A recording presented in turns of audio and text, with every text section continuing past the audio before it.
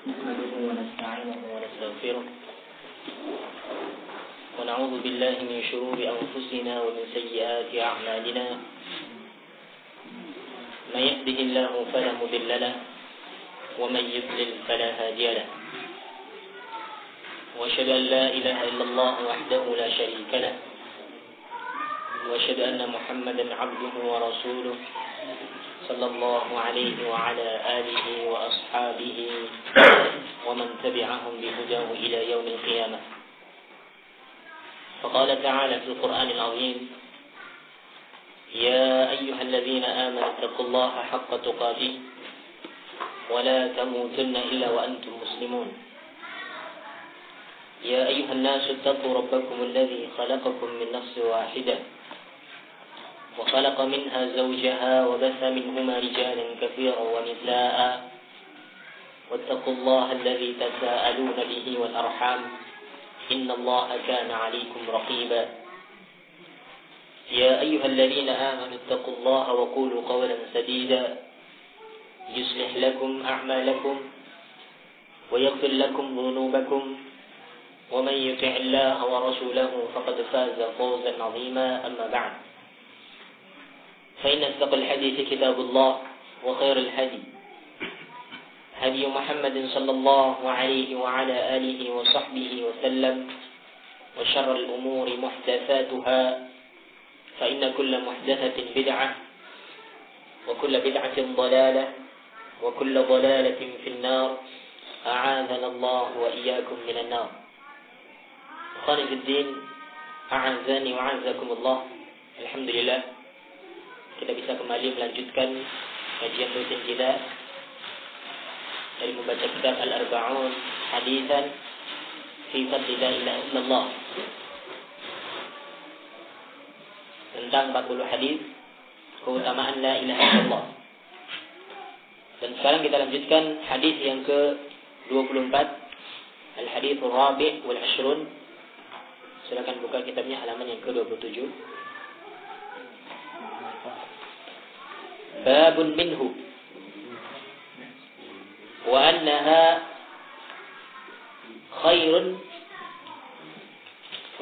khairu ma yusa bihi. Bab dari di sini huni kembalinya kepada bab yang sebelumnya, yaitu hadis yang ke-22. Ya, masih ke situ. Babun minhu, bab di antara keutamaan la ilaha illallah itu bahwasanya la ilaha illallah itu tidak ada sesuatu pun yang bisa menandinginya di timbangan amal.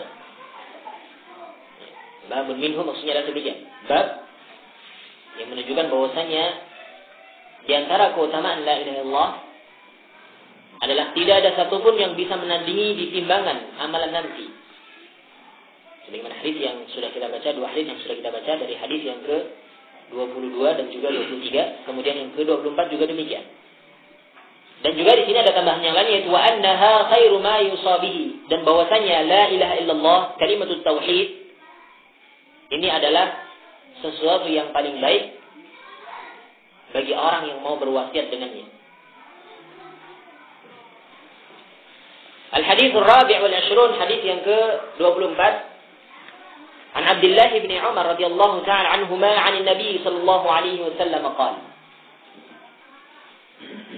قال نوح عليه السلام لابنه عند موته: آمرك بلا إله إلا الله فإن السماوات السبع والأرضين السبع لو وضعت في كفة ووضعت لا إله إلا الله في كفة لرجحت بهن لا إله إلا الله ولو أن السماوات السبع والأرضين السبع كن حلقة مبهمة قصمتهن لا إله إلا الله. رواه الإمام أحمد والحاكم والبخاري في الأدب المفرد وصححه الألباني رحمهم الله تعالى جميعا. Dari Abdullah bin Umar radhiyallahu ta'ala anhuma, dari Nabi sallallahu alaihi wasallam, beliau bersabda, Nabi Nuh alaihi salam, yaitu rasul yang pertama, karena menurut pendapat yang paling benar adalah Nuh adalah rasul yang pertama. Adapun Adam bukan seorang rasul tapi hanyalah seorang nabi. Nabi Nuh alaihissalam itu rasul yang pertama. Alaihissalam menyatakan kepada anak-anaknya ketika beliau mau meninggal dunia. Beliau menyatakan, "Amuruka bila ilaha illallah." Aku perintahkan kepada engkau wahai anakku untuk la ilaha illallah, untuk mengucapkan la ilaha illallah. Maksudnya adalah tiada sesembahan yang berhak disembah kecuali Allah Subhanahu wa taala. Ini wasiat dari Nabi Nuh alaihissalam ketika mau meninggalnya kepada anaknya. Aku perintahkan kepada engkau dengan kalimat tauhid, yaitu la ilaha illallah. Alasannya apa? Kenapa kok penting sekali? Seberapa pentingnya la ilaha illallah?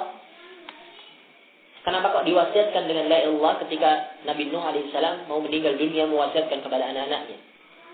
Beliau menyebutkan alasannya, fa inna as-samawati as-sab'a wal ardina as-sab'a law wada'at fi kiffatin wa wudi'at la ilaha illallah fi kiffatin la rajahat bihinna la ilaha illallah. Maka sesungguhnya langit yang 7 dan bumi yang 7, ya, 7 lapis langit dan 7 lapis bumi, ya, ketika diletakkan dalam satu anak timbangan, kemudian la ilaha illallah di anak timbangan yang lain, la rajahat bihinna la ilaha illallah, niscaya la ilaha illallah itu akan lebih kuat, akan lebih rajih, itu lebih kuat, maksudnya lebih berat dibandingkan dengan 7 lapis bumi dan 7 lapis langit. Ini tentunya di antara keutamaan la ilaha illallah adalah tidak ada sesuatu pun yang bisa menandingi di timbangan amalan nanti. Karena itu betapa besarnya keutamaan la ilaha illallah. Demikian pula beliau menyatakan, walau anna samawati sab'a wal ardina sab'a kunna halaqatun mubhamatun qassamathunna la ilaha illallah. Dan jikalau seandainya langit yang 7 dan bumi yang 7, jikalau seandainya bumi dan langit yang 7 itu merupakan sebuah lingkaran, ya, lingkaran yang mubham, ya, dikiaskan di sini oleh Nabi Nuh alaihissalam, sebuah lingkaran yang mubham, yang jelas, maka tentunya lingkaran tersebut akan dihancurkan, akan dipatahkan cincin tersebut, ya. Halaqah ini bisa berarti itu halaqah, yaitu lingkaran atau cincin, ya, yang mubham. Ini gambaran saja, ya. Ini tentunya lingkaran tersebut akan dipecahkan oleh la ilaha illallah. Ya, ini menunjukkan bahwasanya la ilaha illallah itu lebih kuat daripada lingkaran 7 lapis dan 7 bumi tadi. 7 lapis langit dan juga 7 lapis bumi. Ya. Ini hadis dari Imam Ahmad dan juga Imam Hakim dan Bukhari yang menyebutkan dalam kitabnya Adabul Mufrad, dan hadis ini dinyatakan sahih oleh Imam Al-Albani rahimahumullah taala jami'an. Khonafizin azani wa azakumullah, kita akan mengambil beberapa faedah dari hadis tersebut. Dalal hadis ala fawaid. Hadis ini menunjukkan beberapa faedah. Yang pertama di antaranya minha fadlu la ilaha illallah, tentang keutamaan la ilaha illallah. Apa keutamaannya? Wa annahu la ya'uddu laha syai'un fil mizan. Bahwasanya tidak ada sesuatu pun yang bisa menandingi la ilaha illallah di timbangan amalan kelak. Di sini juga terdapat penetapan tentang adanya mizan, ya, tentang adanya mizan, yaitu timbangan amalan. Kemudian yang kedua, wa minha annaha afdalu ma yusa bihi al-abna'u 'inda al-maut, kama qala Nuh alaihi salam, al-abna' 'inda al-maut, kama qala Nuh alaihi salam huna. Faedah yang kedua, bahwasanya la ilaha illallah adalah sesuatu yang paling afdal untuk digunakan sebagai wasiat kepada anak-anak ketika meninggal. Sebagaimana Nabi Nuh alaihissalam mengatakan di sini kepada anak-anaknya, mengatakan demikian, berwasiat dengan la ilaha illallah. Wa kama awsa biha Ibrahim wa Yaqub banihi. Dan sebagaimana Nabi Ibrahim dan juga Nabi Yaqub mewasiatkan dengan la ilaha illallah kepada anak-anaknya. Sebagaimana Allah Subhanahu wa taala sebutkan dalam Al-Qur'an di surat Al-Baqarah ayat yang ke-132. Ya, sebelumnya Allah menyatakan, "In qala lahu rabbuhu aslim, qala aslamtu li rabbil alamin." Wa wassa biha Ibrahim banihi wa Yaqub Ya bani inna Allah astafa lakumud dina fala tamutunna illa wa antum muslimun. Ingatlah ketika Rabbnya, yaitu Rabbnya Ibrahim maksudnya di sini, mengatakan kepada Ibrahim, aslim, Islamlah kamu, berserah dirilah kamu. Karena Islam itu memiliki arti yang sangat luas. Yaitu para ulama menyatakan al-istislamu lillahi bit-tauhid wal inqiyadu lahu bit-tha'ah wal bara'atu min asy-syirk wa ahli. Ini Islam.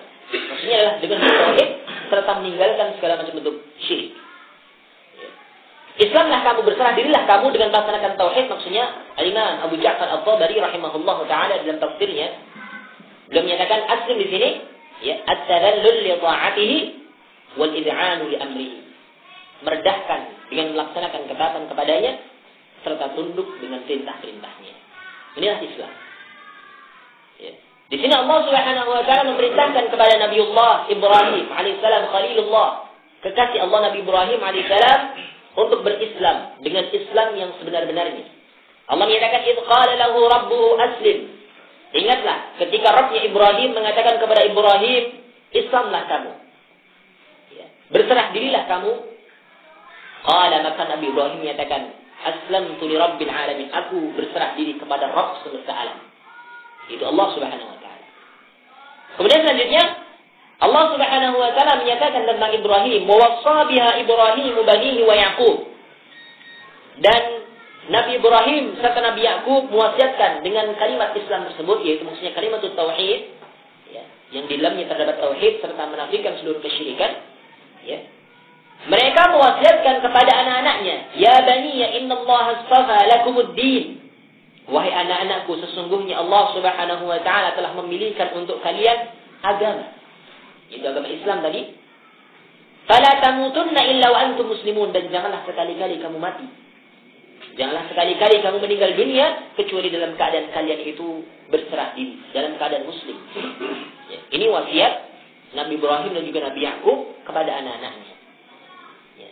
Maka tentunya di sini merupakan wasiat yang paling agung, wasiat yang paling utama kepada anak-anak kita adalah kalimat tauhid. Ya. Agar supaya anak-anak kita betul-betul ya, bertauhid kepada Allah Subhanahu wa taala serta menjauhkan dari segala macam bentuk kesyirikan-kesyirikan. Dicontohkan oleh Nabiullah Ibrahim Khalilullah. Demikian pula Nabi Yaqub, Nabi Nuh alaihissalam dan juga seluruh para nabi.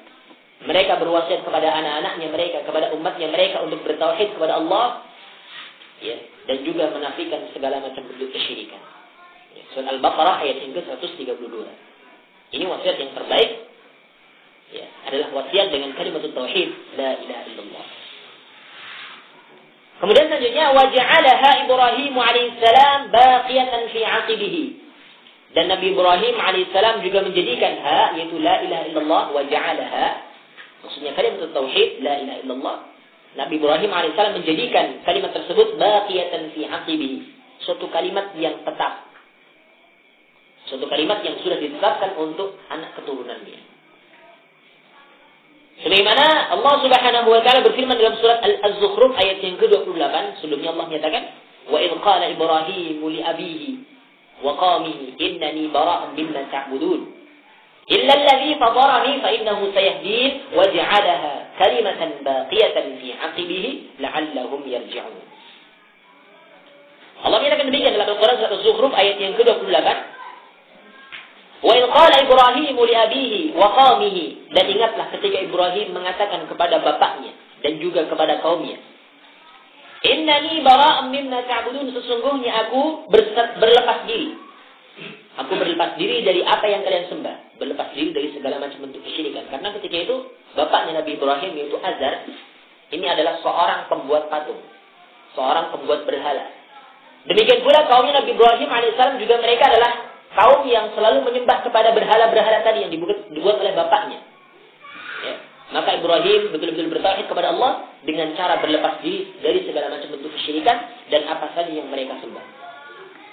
Kemudian setelah Nabi Ibrahim menafikan seluruh sesembahan, Nabi Ibrahim menetapkan satu sembahan, yaitu Allah Subhanahu wa taala, yaitu la ilaha illallah. Ada dua rukun, nafyu wal itsbat. Pertama menafikan, berlepas diri dari segala macam bentuk sesembahan, kemudian menetapkan satu sesembahan adalah Allah Subhanahu wa taala. Ini dua rukun dari la ilaha illallah, an-nafyu wal itsbat. Isbatnya bagaimana? Allah menyatakan, Ibrahim menyatakan kepada kaumnya tadi, ya, illal ladzi khatarani, kecuali zat yang telah menciptakan aku. Ya. Fa innahu sayahdi, maka sesungguhnya Allah, yaitu zat yang telah menciptakan aku itu, akan memberikan petunjuk kepada aku. Ini kalimat tauhid, ya, menafikan kesyirikan, ya, dan juga menetapkan satu sembahan hanyalah Allah Subhanahu wa taala semata. Kemudian Allah menyatakan wa ja'alaha kalimatan baqiyatan fi 'aqibihi la'allahum yarji'un.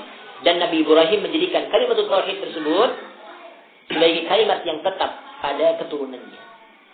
Pada anak cucunya Nabi Ibrahim tetapkan itu sebagai kalimat yang mereka harus ada padanya. La'allahum yarji'un. Mudah-mudahan mereka itu akan kembali. Surat Az-Zukhruf ayat yang ke-28. Ini faedah yang kedua dari hadis tersebut. Dan juga Malik menyebutkan dua ayat yang menunjukkan akan pentingnya tauhid dan juga merupakan wasiat para nabi kepada anak-anaknya dan juga kaumnya, yaitu untuk bertauhid kepada Allah Subhanahu wa taala dengan tauhid yang semurni-murninya. Itu dengan cara meninggalkan segala macam bentuk sekutu selain daripada Allah Subhanahu wa taala. Kemudian al-faedah tsalitsah, wa minha anna din al-anbiya'i wahidun wa huwa al-islam wa tahqiq la ilaha illallah. Faedah yang ketiga, bahwasanya agama para nabi itu satu, tidak berbeda. Ya. Meskipun ada yang menyatakan agama Nasrani, agama Yahudi, ini sebenarnya itu semua itu satu, yaitu Islam seluruhnya, karena berserah diri kepada Allah Subhanahu wa taala dan juga menafikan segala macam bentuk kesyirikan. Ya. Adapun Nasrani Yahudi itu cuma sekedar umat saja, umat Nasrani, umat Yahudi, bukan agama. Ya. Akan tetapi zaman sekarang kemudian berubah menjadi agama. Asalnya itu seluruh agama para nabi itu satu, yaitu Islam, berserah diri kepada Allah Subhanahu wa taala dengan melaksanakan tauhid dan juga menjauhi segala macam bentuk kesyirikan. Dan itu adalah tahqiq la ilaha illallah, bentuk realisasian, bentuk pengamalan dari la ilaha illallah. Ini agama seluruh nabi, dari Nabi Adam alaihissalam sampai nabi di akhir zaman, yaitu Nabi kita Muhammad sallallahu alaihi wa ala alihi wasallam. Ya. Kemudian wa minha, faedah yang keempat, wa minha zikrul mizani wa kaffataihi. Di sini terdapat penyebutan tentang mizan, penetapan adanya mizan. Ini termasuk rukun iman yang kelima. Yang kelima, yang beriman dengan hari akhir. Beriman dengan apa saja yang terjadi setelah kematian. Termasuk diantaranya adalah mizan, juga nanti akan ada di hari kiamat nanti. Maka di sini termasuk diantara kandungan dari beriman dengan yaumul akhir adalah beriman dengan adanya al-mizan, adanya timbangan amal. Sudah kita sebutkan dalilnya dari Al-Quran yang menunjukkan adanya mizan. Allah menyatakan, فَمَنْ يَعْمَلْ مِثْقَالَ ذَرَّةٍ, atau di ayat yang Allah menyatakan, فَمَنْ ثَقُلَتْ مَوَازِينُهُ فَأُولَٰئِكَ هُمُ الْمُفْلِحُونَ وَمَنْ خَفَّتْ مَوَازِينُهُ. Ini disebutkan mizan. Maka barang siapa yang berat timbangannya, maka mereka adalah orang-orang yang mendapatkan kebahagiaan. Tetapi sebenarnya waman khaffat mawazinuhu, barang siapa yang ringan timbangannya, di sini disebutkan mizan mawazin. Faulaika alladziina khasiru anfusahum fi jahannam khalidun. Maka mereka itu adalah orang-orang yang merugikan diri mereka sendiri dan mereka kekal dalam jahannam. Ini hadis atau ayat yang menunjukkan tentang adanya mizan. Ya. Maka di sini hadis ini juga menunjukkan tentang penetapan mizan dan bahwasanya mizan itu memiliki dua daun, memiliki dua anak. Ya. Ada yang menimbang di antara dua perkara. Ya. Ini wakafatai yang memiliki dua daun, ya. Dua daun timbangan. Ya. Kemudian terakhir di sini wa minha zikru annal ardina sab'un. Di sini terdapat penyebutan bahwasanya bumi-bumi itu juga ada 7 lapis. Kita sudah sebutkan dalilnya beberapa teman yang lalu. Itu di surat, ya. Surat apa? As-Salah ayat yang ke-12, ya. Allah menyatakan, Allahu alladhi khalaqa sab'a samawati wa min al-ardi mithlahun. Allah yang menciptakan 7 lapis langit dan bumi juga yang semisal dengannya. Ini menunjukkan bahwasanya bumi juga memiliki 7 lapisan. Ya cuman untuk masalah zat-zatnya, ataukah adakah di situ makhluk ataukah tidak, ini perkara gaib, tidak perlu kita tanyakan. Ya, karena terkadang orang itu penasaran. Cuman penasaran di sini hendaklah jangan kemudian mencari-cari sesuatu yang tidak ada dalilnya. Kalau di sana Allah cuma menyebutkan 7 lapis langit, 7 lapis bumi, kita hanyalah beriman dengan apa yang datang dari Allah dan juga Rasulnya. Tidak perlu kita tanyakan apakah di lapisan bumi yang ke-7 adakah makhluk di situ. Tidak perlu. Karena ini perkara gaib, hanya Allah Subhanahu wa taala yang tahu. Ya. Kita hanyalah beriman dengan apa yang Allah Subhanahu wa taala sebutkan dalam Al-Qur'an ataukah melalui lisannya Rasulullah SAW dalam hadis-hadis yang sahih. Ya. Sebagaimana di langit pertama, di langit yang kedua, di situ ada hadis yang memang tentang kisah Isra Mi'raj Nabi SAW. Di langit yang pertama beliau menyebutkan Nabi siapa. Ini ada. Cuma untuk bumi, wallahu a'lam. Hanya Allah Subhanahu wa taala yang tahu tentang masalah ini. Nah, ini hadis yang ke-24 dan juga faedah-faedah yang sudah kita sebutkan. Sekarang kita lanjutkan ke hadis yang ke-25, al-haditsul khamis wal 'ashrun. Hadis yang ke-25. Babun annaha tuhaju an sahibiha yaumil qiyamah. Bab yang menerangkan bahwasanya la ilaha illallah itu akan menjadi hujjah, akan menjadi argumen dari orang yang mengucapkannya, sahibnya, orang yang memilikinya, orang yang mengucapkannya pada hari kiamat kelak. Al-haditsul khamis wal 'ashrun, hadis yang ke-25. An Usamah bin Zaid radhiyallahu ta'ala anhuma qala. Karena Usamah itu adalah cucu dari anak angkat kesayangnya Rasulullah SAW, yaitu Zaid bin Harithah. Maka di sini radhiyallahu ta'ala anhuma. Keduanya seorang sahabat, Zaid bin Harithah dan juga Usamah bin Zaid. Keduanya adalah dua orang sahabat. An Usamah bin Zaid radhiyallahu ta'ala anhuma qala, ba'athana Rasulullah sallallahu alaihi wasallam ila al-haraqat min Juhaynah. Fasabahna al-qawma ala miyahihim. فلحقت أنا ورجل من الأنصار رجلا منهم فلما غشيناه قال لا إله إلا الله فكف عنه الأنصاري فطعنته برمحي فقتلته فلما قدمنا بلغ ذلك رسول الله صلى الله عليه وسلم فقال يا رسول الله فقال رسول الله صلى الله عليه وسلم يا أسامة فقال رسول الله يا أسامة أقتلته بعدما قال لا إله إلا الله قلت يا رسول الله إنما قالها متعولا فقال أقتلته بعدما قال لا إله إلا الله فما زال يكررها حتى تمنيت أني لم أكن أسلمت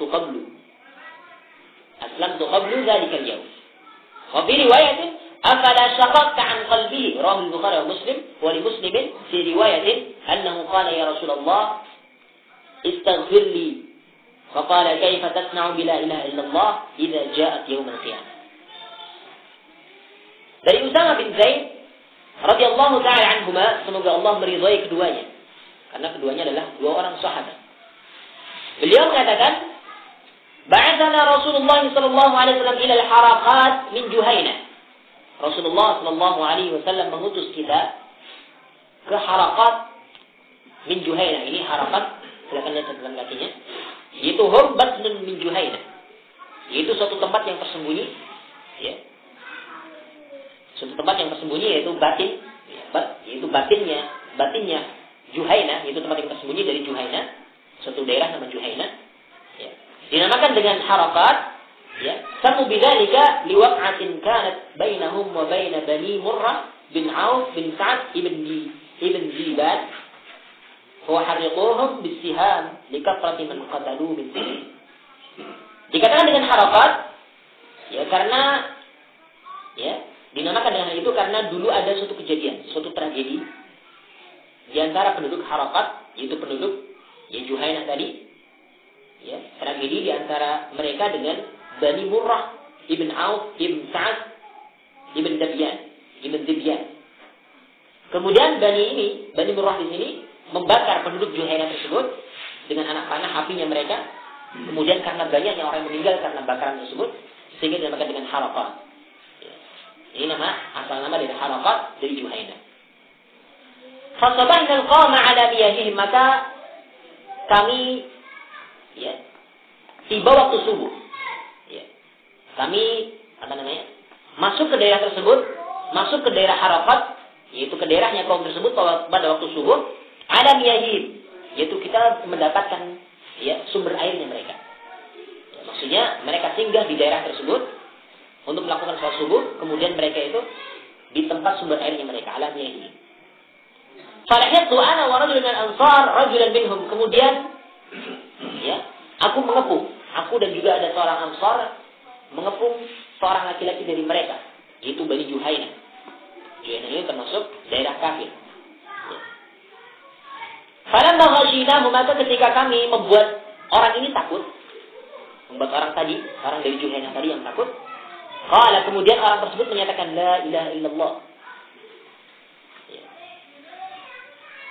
Allah alam di sini, apakah dia mengucapkan dari hatinya ataukah dia cuma sekedar untuk menyelamatkan dirinya, tidak tahu. Yang jelas itu adalah haknya Allah yang tahu. Cuman ketika dikepung oleh Usama dan juga laki-laki Ansar tadi, temannya Usama, ternyata laki-laki dari orang Juhainah ini mengucapkan la ilaha illallah. Fakaffa anhu al-ansari, maka orang Ansar tersebut menahan untuk membunuh orang yang mengucapkan la ilaha illallah tadi. Fata'antuhu birabhi, maka aku pun menikamnya dengan tombak yang aku miliki. Dibunuhnya. Faqataltuhu, maka aku pun membunuh orang yang tadi mengucapkan la ilaha illallah. Falamma qadimna, maka ketika kita sudah sampai di Madinah, sampai sudah selesai, misinya sudah selesai, misi jihadnya sudah selesai, balagha dzalika Rasulullah sallallahu alaihi wasallam, maka berita itu sampai kepada Rasulullah sallallahu alaihi wasallam tentang perbuatan Usamah bin Zaid membunuh orang kafir yang tadinya mengucapkan la ilaha illallah tadi. Yang tadinya kafir kemudian mengucapkan la ilaha illallah. Faqala, maka Rasulullah sallallahu alaihi wasallam menyatakan, ya Usama, aqataltahu ba'da ma qala la ilaha illallah, wahai Usama, apakah engkau membunuh orang tersebut setelah dia mengucapkan la ilaha illallah? Qultu, maka aku pun menyatakan beralasan, menyampaikan uzurnya, menyampaikan alasannya. Ya Rasulullah, innama qalaha muta'awwidan, wahai Rasulullah, sesungguhnya orang tadi mengucapkan la ilaha illallah itu hanyalah cuma sekedar untuk meminta perlindungan, untuk ta'awud saja, untuk meminta perlindungan saja, supaya tidak dibunuh. Tapi Rasulullah ternyata tidak menggubris alasannya. Karena itu adalah haknya Allah yang tahu siapa yang benar mengucapkan la ilaha illallah, karena kita umat manusia itu hanyalah tahu tentang zahirnya saja. Maka Rasulullah pun mengulangi lagi. Aqataltahu ba'da ma qala la ilaha illallah, apakah engkau membunuh dia setelah dia mengucapkan la ilaha illallah? Terus mengulanginya, fama zala yukarriruha, sampai terus-menerus Rasulullah mengulang-ulanginya. Sampai Usamah bin Zaid berandai-andai, berangan-angan, hatta tamannaitu anni lam akun aslamtu qablu dzalika al-yawm, sampai aku berangan-angan seandainya aku itu tidak masuk Islam, sehingga saya tidak dimarahi Rasulullah sallallahu alaihi wasallam. Karena ketika itu Rasulullah betul-betul menghardiknya, betul-betul memperingatkan kepada Usama tentang bahaya membunuh orang yang telah mengucapkan la ilaha illallah. Meskipun dia itu beralasan, punya alasan bahwasanya dia itu mengucapkan tersebut cuma karena ingin berlindung saja. Tapi Rasulullah tidak. Tidak demikian, karena itu hanyalah haknya Allah yang tahu. Maka Rasulullah mengulangi terus sampai Usama berandai-andai, berangan-angan, seandainya aku tidak masuk Islam sebelumnya pada hari itu. Kemudian dalam riwayat ini dikatakan, wa fi riwayatin, afala syaqaqta an qalbihi, apakah engkau tidak membelah hatinya saja supaya kamu tahu bahwasanya dia Islam betul atau tidak. Ini suatu ungkapan dari Rasulullah SAW yang menunjukkan bahwasanya manusia itu tidak tahu hatinya manusia lain. Orang itu tidak tahu hatinya orang lain. Tidak tahu apakah orang tersebut tadi yang dibunuh itu betul-betul mengucapkan la ilaha illallah dari hatinya atau kan tidak. Oleh karena itu Rasulullah memberikan sindiran kepada Usama, apakah engkau tidak membelah hatinya saja supaya kamu tahu bagaimana keadaannya? Maksudnya di sini tidak mungkin kamu akan tahu.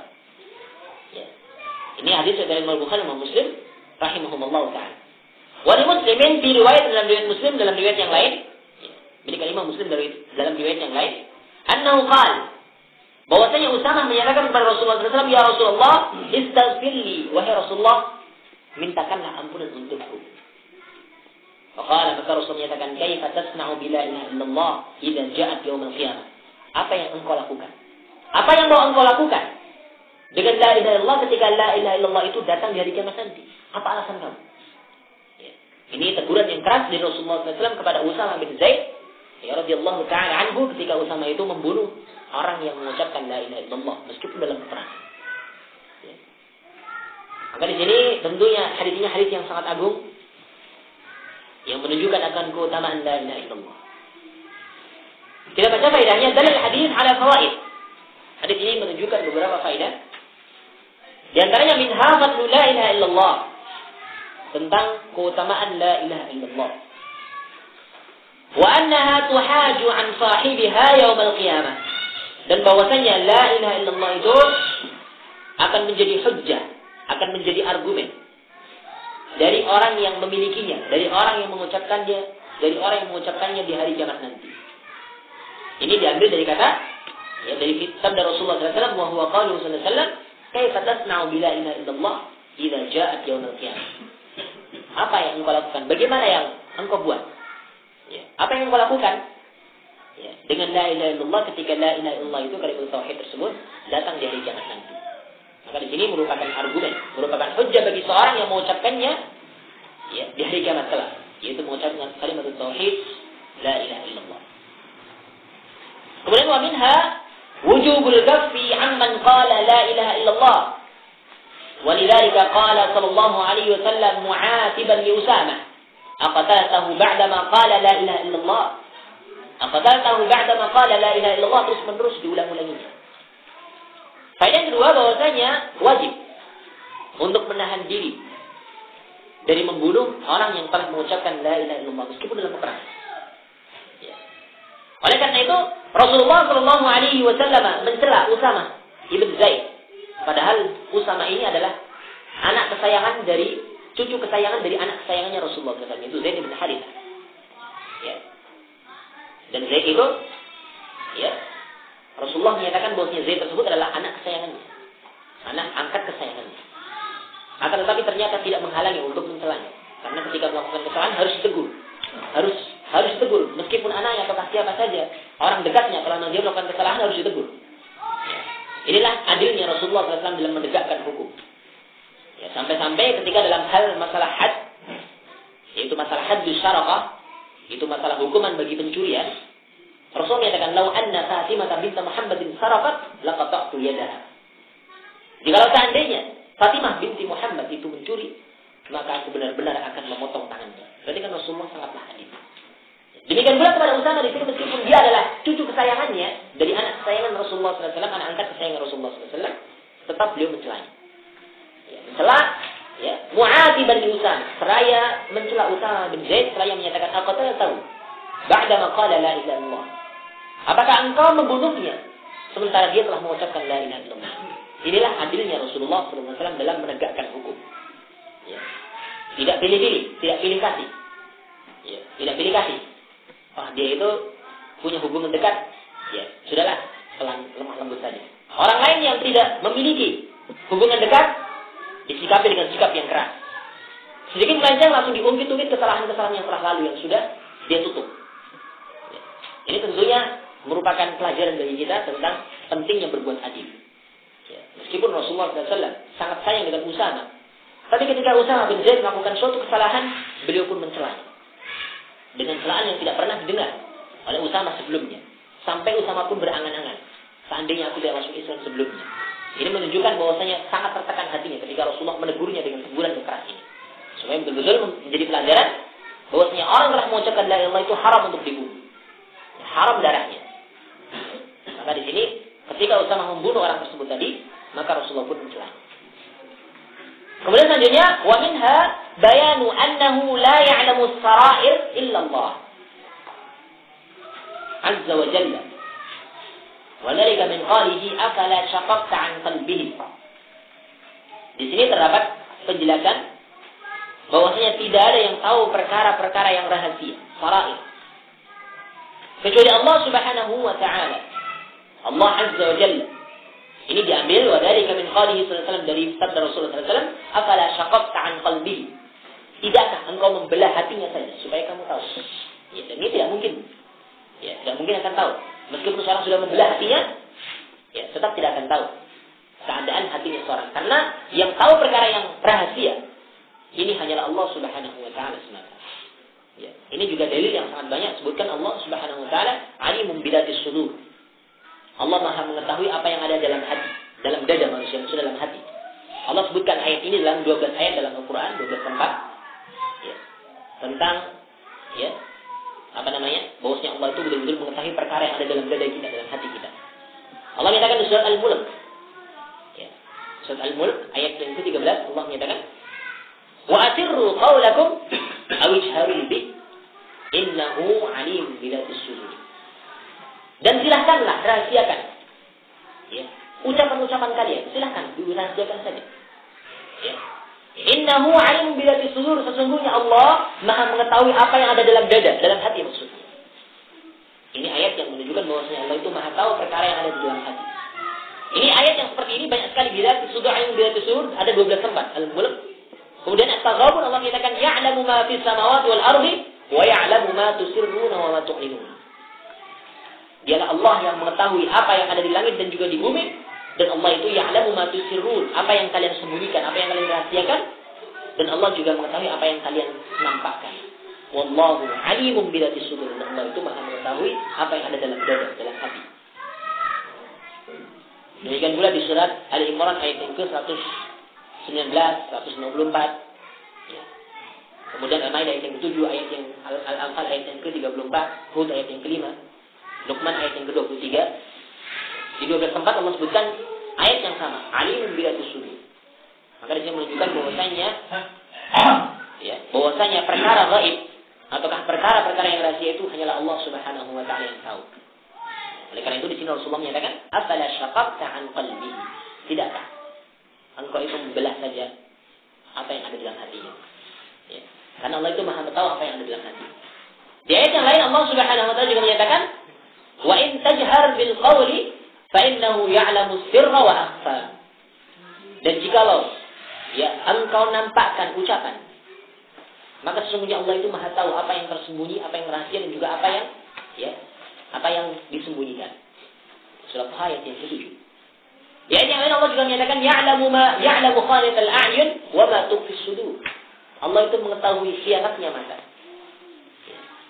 Dan juga Allah mengetahui apa yang tersembunyi dalam dada. Inilah kekuasaan Allah Subhanahu wa taala, Maha mengetahui segala sesuatu. Surah Ghafir ayat yang ke-19. Ini faedah yang ketiga dari hal tersebut. Kemudian yang keempat, wa minha annana amarna bil hukmi ala zahir al a'mal was sarair yatawallaha Allah. Ya, bahwasanya kita itu diperintahkan, annana umirana. Bahwasanya kita itu diperintahkan untuk menghukumi sesuatu, ya, sesuai dengan zahirnya, zahir amalan. Kalau dia mengucapkan la ilaha illallah, maka dia adalah Islam. Kalau dia salat, maka dia itu orang Islam. Kan zahirnya demikian. Ini hukum itu ditegakkan dari zahirnya, bukan dari batinnya. Jadi tidak ada tafsir batin, tidak ada. Ya, karena terkadang ada orang menafsirkan dengan tafsir batin. Ya. Batin itu seorang itu tidak sama. Bisa jadi batinnya itu sudah dibisik oleh syaitan sehingga dia menafsirkan sesuai dengan kehendak syaitan. Ya. Jadi hukum itu, ya, Allah memerintahkan kepada kita, Rasulullah memerintahkan kepada kita, ya, untuk menentukan hukum itu sesuai dengan zahirnya.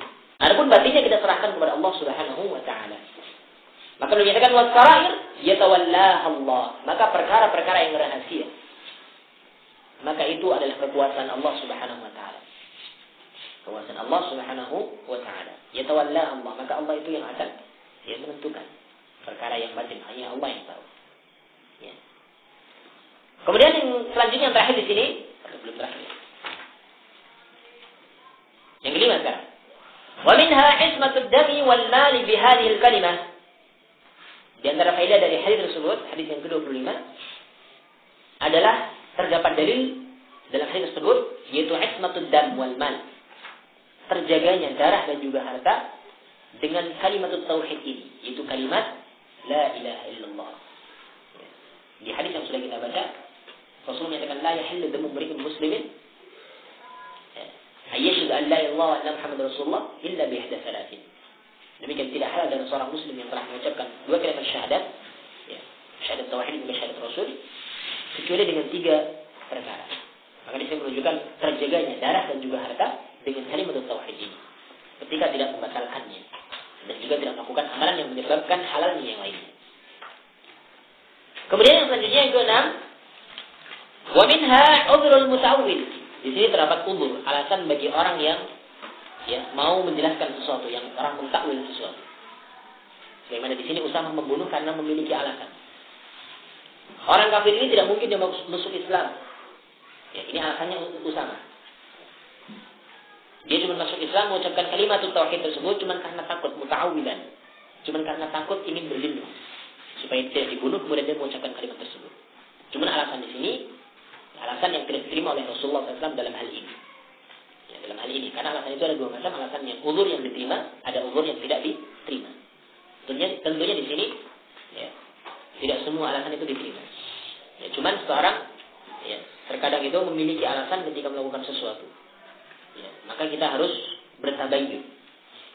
Pentingnya bertabayyun. Jangan kemudian menghukumi seorang semaunya kita. Tapi harus kita tanyakan secara jelas, meminta penjelasan, tabayyun, tasabbut, supaya berita itu betul-betul tidak kita terima dengan sesuatu yang tidak ada ilmu padanya. Maka ini pentingnya demikian. Kemudian selanjutnya minha an-nuzulu bil adu ala gharratin. Faedah yang selanjutnya yang ketujuh, yaitu bolehnya singgah di daerah musuh.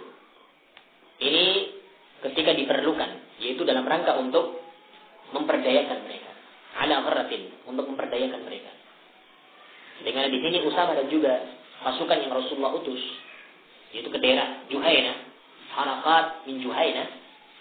Ini mereka itu singgah di daerah musuh, sebelum terjadinya peperangan, menyusup, istilahnya itu menyusup. Sehingga sudah waktu subuh mereka mendapatkan sumber airnya mereka. Maka di sini bolehnya ketika berperang itu, untuk singgah ataukah sholat di daerahnya musuh nggak masalah. Sebagaimana di sini kan, sobahna al-qawma ala miyahihim. Kita mendapatkan waktu subuh, jadi mereka itu melakukan sholat subuh. Ini nggak masalah untuk singgah di daerah musuh dalam rangka untuk memperdayakan mereka, untuk menyusup supaya mereka tidak sadar bahwasanya ternyata pasukan itu sudah masuk ke daerahnya mereka.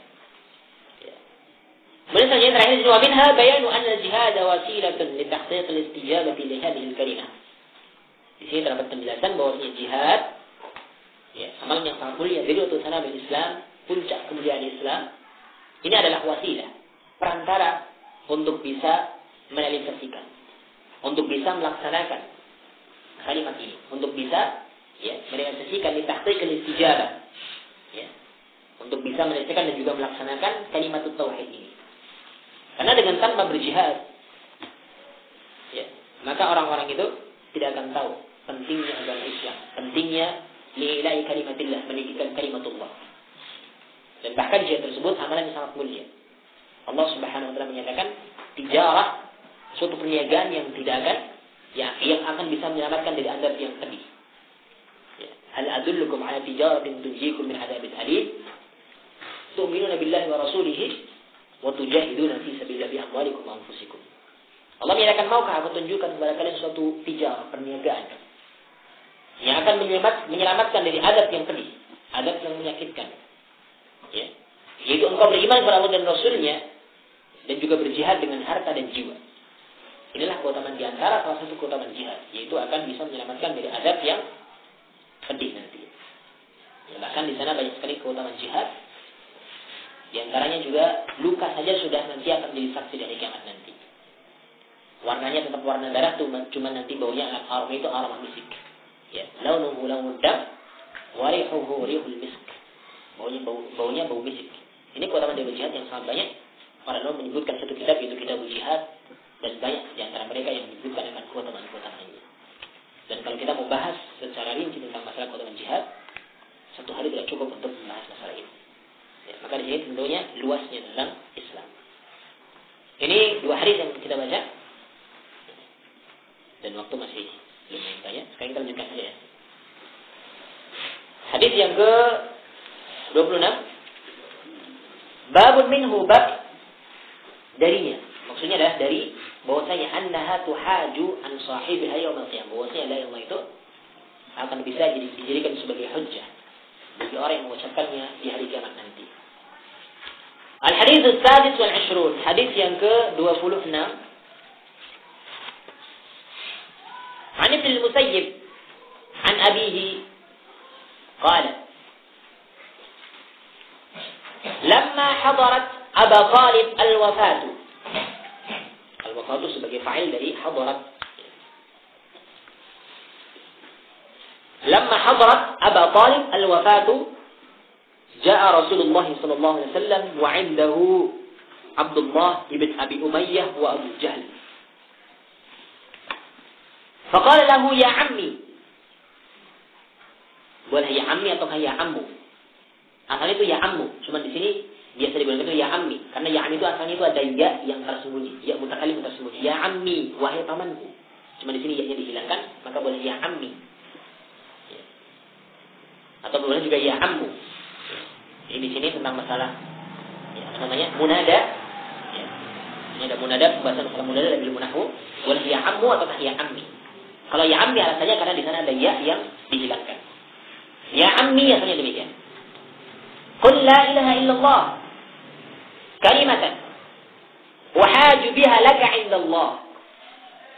Faqala lahu atarghabu an millati Abdul Muttalib.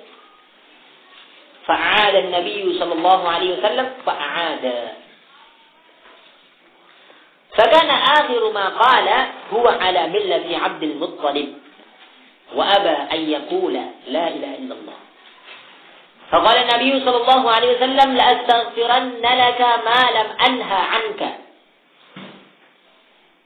فأنزل الله ما كان للنبي والذين آمنوا أن يستغفروا للمشركين ولو كانوا أولي قربى من بعد ما تبين لهم أنهم أصحاب الجحيم. التوبة آية 113. وأنزل الله في أبي طالب إنك لا تهدي من أحببت ولكن الله يهدي من يشاء وهو أعلم بالمهتدين. القصص الآية 56 رواه البخاري ومسلم. Hadis yang ke-26 dari Ibnu al-Musayyib, itu Sa'id bin Musayyib rahimahullah taala, seorang tabi'in. Ya, itu muridnya para sahabat radhiyallahu taala anhu. Dari bapaknya. Beliau menyatakan, ya, bapaknya Sa'id bin Musayyib menyatakan, qala lamma hadarat Abu Talib al-wafatu, ketika wafat, kematian itu menghadiri Abu Talib. Ketika kematian itu datang kepada Abu Talib, maksudnya sudah sakaratul maut. Ja'a Rasulullah sallallahu alaihi wasallam wa 'indahu Abdul Muttalib wa 'indahu Abdullah bin Abi Umayyah wa Abu Jahal. Maka Rasulullah datang untuk menemui pamannya Abu Talib. Ternyata di sisinya itu ada Abdullah ibn Umayyah, ibn Abi Umayyah, dan juga Abu Jahal. Ya. Karena ini adalah teman-temannya, saudara-saudaranya. Abu Jahal, saudaranya Abu Talib. Sementara Rasulullah itu cuma sekedar ponakannya saja. Ya. Abu Talib itu adalah pamannya Rasulullah SAW. Maka Rasulullah menyatakan kepada pamannya, ya ammi, wahai pamanku, qul la ilaha illallah, ucapkanlah la ilaha illallah kalimatan wahaju biha laka indallah, suatu kalimat yang mana aku bisa jadikan sebagai argumen. Aku jadikan sebagai hujjah dengan kalimat tersebut untuk engkau di sisi Allah Subhanahu wa taala. Faqala lahu, maka keduanya, qala di sini keduanya musanna, yaitu maksudnya Abdullah bin Umayyah dan juga Abu Jahal, mengatakan kepada Abu Talib, atarghabu an millati Abdul Muttalib, apakah engkau benci? Raghiba'an, ini adalah benci. Ya. Jadi raghiba itu terkadang diartikan itu cinta kalau sendirian, atau dengan kalimat yang lain dengan fi. Tapi kalau raghiba'an itu benci. Atarghabu an millati Abdul Muttalib, apakah engkau benci? Ya. Dengan agamanya Abdul Muttalib, yaitu bapaknya, yaitu kakeknya Rasulullah SAW. Ya. Fa'ad Nabi SAW, maka Nabi pun mengulangi lagi dengan mengucapkan, ya ammi, qul la ilaha illallah kalimatan wahaju biha laka indallah. Wahai pamanku, ucapkan la ilaha illallah, satu kalimat yang mana aku bisa berargumen, aku bisa berhujjah dengan kalimat tersebut untuk engkau di sisi Allah Subhanahu wa taala. Ternyata keduanya juga mengulangi lagi, fa'ada, keduanya juga mengulangi lagi dengan mengucapkan atarghabu an millati Abdul Muttalib, apakah engkau benci dengan agama Abdul Muttalib? Ya, fakana akhiru ma qala huwa ala millati Abdul Muttalib. Maka ternyata akhir apa yang diucapkan oleh Abu Talib ini adalah dia berada di atas agamanya Abdul Muttalib, tidak mengucapkan la ilaha illallah. Padahal pamannya Rasulullah, paman yang selalu membelanya, Meskipun dia kafir, tapi dia selalu membela. Ya.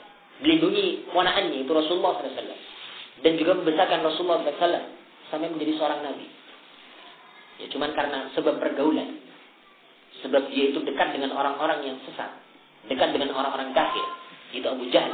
Dan juga Abdullah bin Umayyah. Ternyata beliau pun mati dalam keadaan kafir. Tidak mengucapkan kalimat tauhid, bahkan mengucapkan sesuatu yang ada di atas agamanya Abdul Muttalib, yaitu bapaknya dulu. Kemudian, ya, wa aba an yaqula la ilaha illallah. Ternyata Abu Thalib ini, pamannya Rasulullah ini, enggan untuk mengucapkan la ilaha illallah. Faqala Nabi sallallahu alaihi wasallam, maka Nabi sallallahu alaihi wasallam menyatakan, la astaghfiranna laka ma lam anha anka. Aku benar-benar akan memintakan ampun untukmu. Aku benar-benar akan beristighfar untukmu, memintakan ampun untukmu selama aku tidak dilarang. Selama aku malam anha anhu, selama aku tidak dilarang untuk memintakan ampun untukmu. Fa'anzalallah, maka kemudian Allah Subhanahu wa taala menurunkan ayat yang menunjukkan larangan untuk memintakan ampun kepada mereka orang-orang kafir. Yaitu di surat At-Taubah ayat yang ke-113. Allah Subhanahu wa taala menyatakan, "Ma kana lin-nabiy wal ladzina amanu an yastaghfiru lil musyrikeen walau kanu uli qurba min ba'di ma tabayyana lahum annahum ashabul jahim." Ya. Tidaklah sepantasnya bagi nabi dan juga orang-orang yang beriman untuk memintakan ampun bagi kaum musyrikin. Ya, ayyastaghfiru lil musyrikin, untuk memintakan ampun tidak boleh seorang nabi dan juga orang yang beriman memintakan ampun untuk orang-orang yang musyrik. Walau kanu uli qurba, meskipun mereka itu adalah karib kerabatnya yang terdekat. Min ba'di ma tabayyana lahum annahum ashabul jahim, setelah jelas ya bagi mereka bahwasanya mereka itu adalah ashabul jahim, penghuni neraka jahim. Surat At-Taubah ayat yang ke-13. Ini larangan untuk memintakan ampun untuk siapa saja yang mereka itu mati dalam keadaan kafir. Baik itu orang tua kita sendiri, anak kita sendiri, saudara kita sendiri, karib kerabat kita sendiri. Kalau mereka jelas-jelas matinya itu dalam keadaan kafir, ya, maka tidak boleh bagi kita untuk memintakan ampun bagi mereka. Surat At-Taubah ayat yang ke-113. Wa anzalallahu fi Abi Thalib, maka Allah juga menurunkan ayat yang menceritakan tentang Abu Thalib. Menurunkan ayat kepada Nabi kita Muhammad sallallahu alaihi wasallam bahwasanya beliau itu tidak kuasa memberikan petunjuk kepada pamannya Abu Thalib. Allah menyatakan, "Innaka la tahdi man ahbabta, walakinna Allah yahdi man yasha, wa huwa a'lamu bil muhtadin." Sesungguhnya engkau wahai Muhammad tidak bisa memberikan petunjuk kepada orang yang engkau cintai. Jadi maksudnya hidayah di sini adalah hidayah itu taufik. Karena hidayah ada dua macam, yaitu hidayah al-bayan dan juga hidayah itu taufik. Ya. Hidayah al-bayan itu untuk menjelaskan ini jalan petunjuk, ini kebenaran, ini kesalahan. Ini hidayah al-bayan. Ini bisa dimiliki oleh setiap orang. Jadi kalau hidayah itu taufik hanyalah milik Allah Subhanahu wa taala semata. Oleh karena Allah menyatakan, "Innaka la tahdi man ahbabta." Sesungguhnya engkau tidak akan bisa memberikan petunjuk kepada orang yang engkau cintai. Walakinna Allah yahdi man yasha. Tetapi Allah akan memberikan petunjuk kepada siapa saja yang Allah Subhanahu wa taala kehendaki. Wa huwa a'lamu bil muhtadin. Dan dia Allah Maha tahu, Maha mengetahui siapa yang berhak mendapatkan petunjuk. Surat Al-Qasas ayat yang ke-56. Ini hadis dari Al-Bukhari dan Muslim rahimahumullah taala. Khana fillah azza wa jalla, kita akan membaca beberapa faedah dari hadis tersebut. Yang disebutkan oleh muallif di sini hafizahullah taala. Syekh Muhammad bin Marzuq Al-Jahjani hafizahullah taala. Beliau menyatakan dalil hadis ala fawaid. Hadis ini menunjukkan beberapa faedah. Minha, di antaranya adalah yang pertama, fadlu la ilaha illallah wa annaha hujjatun li sahibiha yaumil qiyamah. Keutamaan la ilaha illallah. Dan bahwasanya la ilaha illallah itu merupakan hujjah, merupakan alasan, merupakan argumen bagi orang yang mengucapkannya di hari kiamat nanti. Ini faedah yang pertama, jelas tentang keutamaan la ilaha illallah sebagaimana kitab ini. 40 hadis yang menunjukkan tentang keutamaan la ilaha illallah. Faedah yang kedua, wa minha bayanu annahu laisa bainallahi wa baina khalqihi nasabun. Fahada Abu Talib bin ahli an-nar. Wa huwa ammun Nabi sallallahu alaihi wasallam, wa dzalika li'annahu lam yaqul la ilaha illallah. Faedah yang kedua, di sini terdapat penjelasan bahwasanya tidak ada nasab. Tidak ada nasab yang ada di antara Allah dan makhluknya. Maksudnya Allah Subhanahu wa taala tidak menganggap hubungan nasab itu akan mempengaruhi. Ya. Tidak ada di antara Allah dan di antara makhluknya itu nasab. Ya. Perhatikan di sini Abu Thalib ini termasuk ahli nar. Ya, ahli nar yang paling ringan siksaannya. Akan tapi ringannya di sini baru menginjak balanya sudah mendidih otaknya. Dalam satu hadis dikatakan demikian. Ini paling ringannya Abu Thalib. Ya. Tapi tetap termasuk ahli nar. Ya. Dalam keadaan beliau adalah pamannya Nabi SAW. Bahwa anhud Nabi SAW. Tidak ada nasab yang bisa dijadikan sebagai alasan. Saya itu memiliki darah biru, darah merah, darah putih dan seterusnya nggak ada. Tetap semuanya kalau memang dia kafir, tetap mati kafir, dia benar. Meskipun dia punya saudara, seorang syekh, seorang ulama, seorang nabi sekalipun, tidak ada. Ya, tidak ada alasan.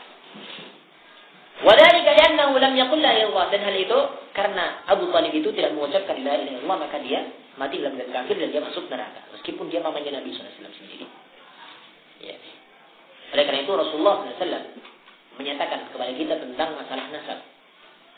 Jangan kita supaya tidak mengandalkan nasab. Saya punya nasab baik, maka saya akan menjadi orang yang baik. Tapi tidak. Rasul menyatakan waman batta'a fi 'amali lam yusri' bihi nasabuh. Barang siapa yang lambat dalam beramal, batta'a fi 'amali, lambat dalam beramal, maka nasabnya tidak akan bisa mempercepat. Ya, waman batta'a fi 'amali lam yusri' bihi nasabuh. Barang siapa yang lambat dalam beramal, maka nasabnya tidak akan bisa mempercepat amalnya tersebut. Ini hadis dari Imam Muslim rahimahullah taala dari hadis Abu Hurairah. Ya, di akhir hadis demikian. Kemudian ketiga, wa minha bayanu atharu julasa'is su. Bayanu athari julasa'is su. Fakana min asbabi sadd Abi Thalib an an yatalaffadha bi kalimat at-tauhid haula'il musyrikun alladhina kanu 'indahu. Di sini terdapat penjelasan tentang pengaruh teman duduk yang jelek. Pengaruh teman duduk yang jelek. Dan di antara penyebab yang menghalangi Abi Thalib untuk mengucapkan la ilaha illallah, kalimat tauhid, ini adalah karena di sekitarnya itu ada teman duduk yang jelek. Yaitu siapa? Abdullah bin Umayyah, Abdullah bin Abi Umayyah dan juga Abu Jahal. Ya. Ini karena teman duduk yang jelek sehingga membawa sampai ke neraka. Ya, dipengaruhi. Mau mengucapkan la ilaha illallah, dituntun oleh ponakannya sendiri, ternyata orang temannya tadi menghalang-halanginya. Maka di sini tentunya terdapat faedah yang sangat dalam tentang pentingnya kita cari teman dengan teman-teman yang baik. Ya. Teman-teman yang baik, teman-teman yang suka mengajak kepada kebaikan. Ya. Dan bahayanya, peringatan dari bahayanya berteman dengan orang-orang yang jelek. Bahkan Rasulullah SAW mempermisalkan teman duduk yang baik dengan teman duduk yang jelek. Dalam hadis Rasulullah SAW menyatakan, ya, innama mathalu jalisis salihi wa jalisis su kahamil miski wa nafikhil. Ya. Tidak lain permisalan teman duduk yang baik dengan teman duduk yang jelek. Ini sebagaimana permisalan orang yang membawa misik dan juga orang yang berteman dengan peniup bara api, itu pandai besi. Fahamul miski imma an yukhriyaka wa imma an tabta'a minhu wa imma an tajida minhu rihan tayyibatan. Orang yang berteman dengan penjual misik, bisa jadi dia itu akan memberikan kepadamu misik tersebut. Apakah engkau bisa membelinya dari dia? Atau minimalnya engkau akan bisa mencium aroma wangi dari dirinya. Jadi orang membawa misik tersebut. Ya. Tapi berbedaannya dengan teman duduk yang jelek. Rasul menyatakan, wa nafiqul kir imma an yuhriqa thiyabaka wa imma an tajida minhu rihan mumkinatan. Adapun berteman dengan peniup bara api, maka bisa jadi dia itu akan bisa membakar pakaianmu disebabkan karena percikan api yang dia tiup dari pandai besinya tersebut, dari bara api tersebut. Ataukah minimalnya engkau akan mencium bau yang tidak sedap, bau yang busuk dari asap-asapnya tersebut. Ini hadis dari Al-Imam Bukhari dan Muslim rahimahumullah taala. Oleh karena itu Rasulullah juga dalam hadis lain menyebutkan tentang ya orang itu dinilai dari agama temannya.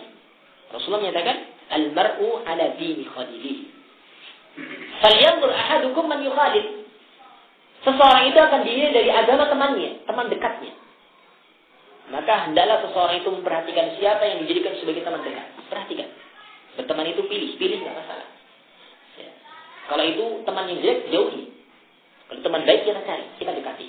Ya, jadi bukan berarti bukan dalam pilih-pilih dunianya, bukan pilih-pilih kedudukannya, bukan, tapi pilih-pilih baik ataukah tidaknya. Meskipun dia adalah teman kedudukannya baik, tapi itu sifatnya jelek, akhlaknya jelek, jangan diikuti, jangan dijadikan teman. Meskipun dia itu kaya hartanya, tapi kalau dia jelek akhlaknya, suka memprovokasi, bahkan membiayai provokasi, ya, membiayai orang yang mau buat kerusuhan, ini juga jangan ditemani. Ya, karena ini teman duduk yang jelek. Ya. Ini masih di dunia demikian. Di akhirat kelak, ini juga seorang yang berteman dengan orang yang jelek, ini juga akan menyesal. Allah Subhanahu wa taala menyebutkan dalam Al-Qur'an surah Al-Furqan ayat yang ke-27 sampai 29. Allah menyatakan penyesalan mereka orang-orang yang berteman dengan orang yang jelek di dunia, maka mereka menyesal di akhirat kelak. Allah menyatakan wa yauma ya'addu adh-dhalimu 'ala yadayhi yaqulu ya laitani ittakhadhtu ma'ar rasuli sabila ya waylata laitani la attakhidh fulanan khalila laqad adallani 'an adh-dhikri ba'da idh ja'ani wa kana asy-syaitanu lil-insani khadhula. Allah menyatakan wa yauma ya'addu adh-dhalimu 'ala yadayhi, dan ingatlah di hari kiamat kelak ketika orang-orang zalim, yaitu orang yang mencari teman dengan teman yang jelek, menggigit kedua tangannya, menggigit kedua jarinya. Ya, seraya menyesal. Wa yaqul, dia menyatakan ya laitani ittakhadhu ma'ar rasuli sabila, aduhai seandainya dahulu aku menjadikan rasul itu sebagai teman. Ya wailata laitani la attakhidh fulanan khalila, aduhai celakalah aku seandainya aku dahulu tidak menjadikan si fulan sebagai teman dekat. Laqad adallani 'ala dzikri ba'da idh ja'ani, dan sungguh dia itu telah menyesatkan aku setelah peringatan itu datang kepada aku. Wa kana asy-syaitanu lil-insani khadhula, dan syaitan itu akan menterlantarkan manusia. Surah Al-Furqan ayat yang ke-27 sampai 29. Ini penyesalan bagi mereka orang-orang yang berteman dengan orang yang jelek. Maka tentunya orang jelek tersebut akan mempengaruhi temannya yang lain. Ketika orang ini orang yang suka pecandu minuman keras, akan mengajak temannya, ayolah minum meskipun hanya satu sloki. Ya. Awalnya kita kuat, enggak, saya nggak biasa. Abdullah Ayu panci saja kalau kamu mau minum. Kan demikian. Akhirnya mulai ini terpengaruh. Berteman dengan orang-orang yang perokok juga demikian. Selain kita akan mendapatkan dampak negatif dari asapnya, kita memang nggak ikut merokok, tapi sama saja. Kalau kemudian kita mencium nikotinnya yang mereka hirup, kita juga akan terkena bahayanya. Berteman dengan teroris, misalkan. Dititip tas, yang teroris tas saja kan. Kita nggak tahu apa-apa. Titip ya, tolong saya mau pergi ke sana. Ternyata tas itu ada isi bomnya. Polisi datang, tertangkap di tangan, ada bomnya. Apa yang kita dapatkan? Ini bahaya yang berteman dengan orang yang jelek. Ya. Berteman dengan pengedar narkoba. Dititip tas juga sama aja demikian. Meskipun dia tidak tahu apa, tapi kan barang bukti ada di tangan. Tidak ada cerita, baunya tangkap dulu. Urusan nanti di belakang. Maka di sini bahaya berteman dengan orang-orang yang jelek. Ini di dunia saja lebih bahaya demikian, apalagi di akhirat kelak. Maka Allah Subhanahu wa taala menyatakan, ya wailata laitani lam attakhidh fulanan khalila. Aduhai, celakalah aku seandainya dulu aku tidak menjadikan si fulan orang jelek tersebut sebagai teman. Laqad adallani 'an dzikri, karena sungguh dia telah menyesatkan aku dari dzikr, dari peringatan. Setelah peringatan tersebut, irja'ani, datang kepada aku. Maka di sini pentingnya seorang itu mencari teman dengan teman-teman yang baik. Orang yang jelek, meskipun memiliki kedudukan, meskipun memiliki harta, kita jauhi. Tapi orang-orang yang baik, meskipun orang itu miskin, kita cari, kita duduk dengan mereka. Orang-orang yang soleh, orang-orang yang baik. Ya. Karena tentunya sangat akan mempengaruhi. Al-mar'u 'ala dini khalili. Agama seorang itu akan dilihat dari agama temannya. Falyanzur ahadukum man yukhalil. Maka hendaklah seorang di antara kalian memperhatikan, melihat siapa yang menjadikan sebagai teman dekat. Nah, perhatikan di sini Abu Thalib, pamannya Rasulullah SAW, tidak mau mengucapkan la ilaha illallah karena di sisinya ada teman-temannya, sehingga malu. Satunya ponakannya, satunya temannya. Tentunya yang lebih mulia kan temannya ya, lebih tinggi kedudukannya kan, kalau di mata dunia. Satunya ponakannya, keponakan itu apa? Akhirnya dia pun tidak mau mengikuti ajakan ponakannya, sehingga dia lebih pilih kepada temannya. Sebab Yang menghalangi betul untuk mengucapkan kalimat tauhid adalah karena ada teman-temannya di situ. Karena teman-teman itu adalah teman-teman yang jelek. Maka di sini bahaya berteman dengan orang-orang yang jelek. Ya. Kemudian selanjutnya minha bayanu annahu la yajuzu at-tarahhum wal istighfar illa li ahli la ilaha illallah. Di sini dapat penjelasan bahwasanya tidak boleh untuk memintakan rahmat. Untuk memintakan ampun, tarahhum memintakan rahmat juga memintakan ampun, kecuali hanyalah kepada ahli la ilaha illallah, kepada orang yang mati dalam keadaan Islam. Ya. Jadi tarahhum di sini juga sering kita dapatkan di masyarakat yang beredar ketika menyebutkan si fulan, meskipun itu dalam rangka dikatakan almarhum si fulan. Misalnya demikian ya. Padahal tidak tahu itu Islam atau bukan. Ya. Ini tentunya kesalahan yang harus kita luruskan. Kalau memang di Islam nggak masalah, tapi jangan almarhum rahimahullah. Semoga Allah merahmatinya. Karena al di sini dengan dari alif dan ta'rif ini kan penekanan. Maksudnya penjelasan. Si fulan yang telah dirahmati, sementara kita tidak tahu apakah dirahmati apa tidak. Ya, maka di sini rahimahullah lebih bagus daripada almarhum. Karena al itu kan pemastian. Ya, seorang yang telah dirahmati. Ya, at-tarahhum wal istighfar la yajuz illa li ahli tauhid. Tidak boleh kecuali kepada ahli tauhid. Ya.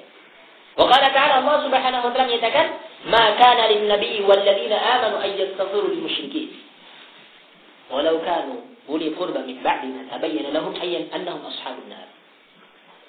Tidak boleh bagi seorang nabi dan juga orang yang beriman untuk memintakan ampun kepada orang-orang musyrikin, meskipun mereka itu termasuk karib kerabat yang dekat, setelah jelas bahwasanya mereka itu ashabul jahim, penghuni neraka jahim. Surat At-Taubah ayat ke-113. Wa nazala fi Abi Thalib, kemudian turunlah ayat yang berkaitan dengan Abu Thalib. Rasulullah Allah Subhanahu wa taala menyatakan kepada Nabi kita Muhammad sallallahu alaihi wasallam, "Innaka la tahdi man ahbabta."